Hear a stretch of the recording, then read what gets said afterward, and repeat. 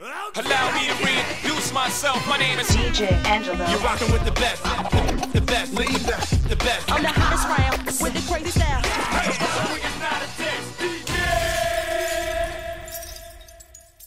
What's happening, people? It's DJ Angelo. Welcome back to my turntable tutorials. Today we're going to start our journey into scratching. Now, take it from me, there's no shortcut to becoming a good scratch DJ.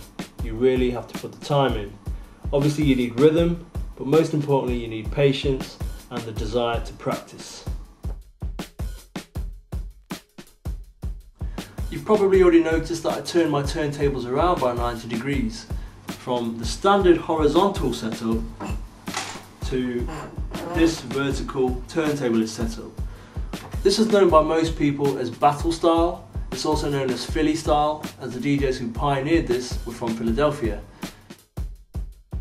The main reason why turntablists do this is to keep the tone arm and the needle as far away from the hands as possible, so that when they're scratching or beat juggling or doing tricks, there's less chance of them knocking the needle off the record or doing any damage. You don't necessarily need any new records to get started. Instead, try listening through the records you already have and you may find some great sounds to use, such as drums, horns or vocal samples. A good place to start may be an a cappella or an instrumental, which are common on many 12-inch singles, so try using a single word or a single drum hit as your chosen scratch sound. This is the record that I'm going to be using to scratch with. It's a normal record and a song I'm sure you've all heard of. There we go. I found a sound on here that I think is ideal for scratching. It's just after the intro and just before the beat kicks in.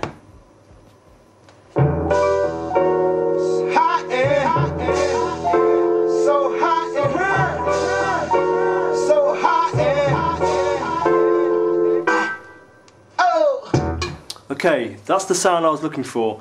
It's Nelly's voice saying "oh," and the reason I've chosen that is because it's clear, it's loud, and the space either side of the sound, so it's completely separate from any other music.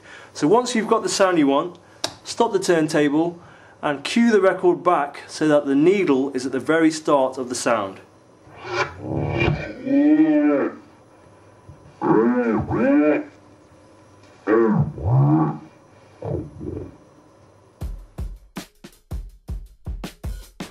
Now that I have the sound exactly at my fingertips, it's useful to put some kind of visual marker on the record to make it easier to find this sound again and again. Some people will take a marker pen and draw a line on the center label. Me personally, I like to use stickers.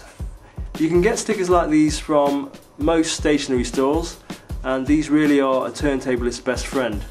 So I imagine a straight line going from the spindle to the needle, and it's on this line that I want to put a sticker down.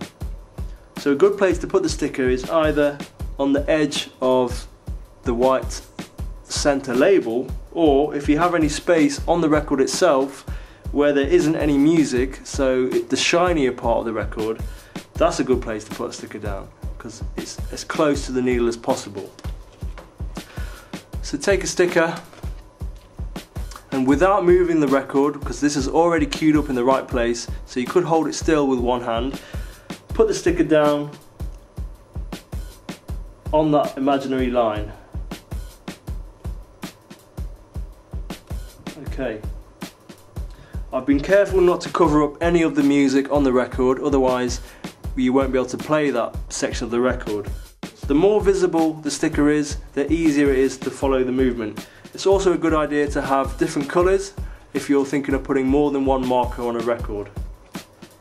Now that we have this sticker, we have something that slightly resembles a clock, especially as records play clockwise. So if you imagine this is 12 o'clock, that's 1 o'clock, 2 o'clock, 3 o'clock and so on, you can see that the sound that we're using to scratch starts at the 2 o'clock position. And if you have an S-shaped tone arm, 2 o'clock will always be the position when the spindle lines up with the needle.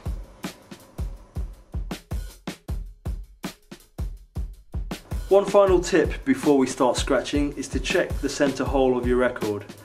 If the hole is too tight against the spindle and the record isn't able to move around freely, you can easily make that hole bigger by pushing a pen gently into the hole. If you have the opposite problem, like I have, and the hole is actually a bit too loose, this will cause the record to slide around, which in turn will cause the needle to skip. There's a very easy way of fixing this problem, which I'm going to show you right now. To tighten up the hole, we're going to use our stickers again, but this time we're going to use the shiny slippery paper that's actually underneath the stickers. So cut a small strip of around 1/2 centimetre in thickness. Okay.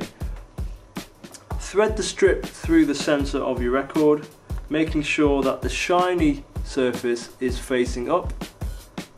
Fold it over on one side and fold it over on the other side. Okay. Next, take some tape and secure the strip in place, making sure that you don't tape over the hole, just onto the strip of paper. Flip it over and tape the other side down as well. Okay, so this strip of paper thickens up the hole, and also the shiny surface minimises any friction against the spindle. That's made an improvement. If the hole is still a bit too loose, repeat this process until it's nice and tight, but not too tight so that it restricts the movement of the record. Okay, we're finally ready to learn the first scratch, which is of course the baby scratch invented by Grand Wizard Theodore. This doesn't involve the mixer, and the turntable is not spinning. If your mixer has equalizer controls, set your bass to the lowest position to minimise any rumble noise that can be caused by your hand when scratching.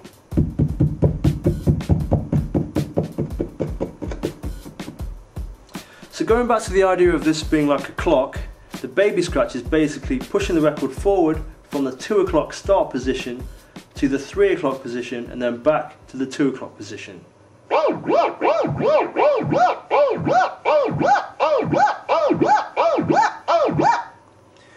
Use whatever hand feels comfortable to use. For me, that was my right hand because I'm right-handed, so this gives me the most control. And also the way you grip the record is down to personal preference. I like to use these 2 fingers. I keep my hand low rather than raised, and I concentrate on sliding forwards and backwards as opposed to pressing down. As you get more confident, try experimenting with your baby scratches by doing shorter movements or longer movements, and try changing the pitch of your baby scratch by moving the record at different speeds.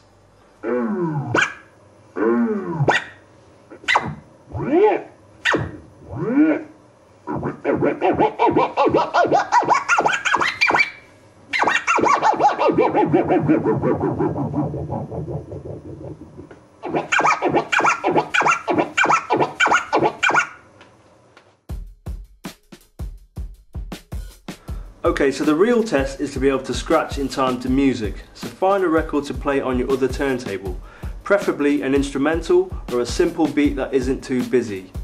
A hip-hop beat would be ideal. Set your crossfader to the middle and then apply your baby scratches to the rhythm of the beat, remembering to keep your eyes on the marker to guide you.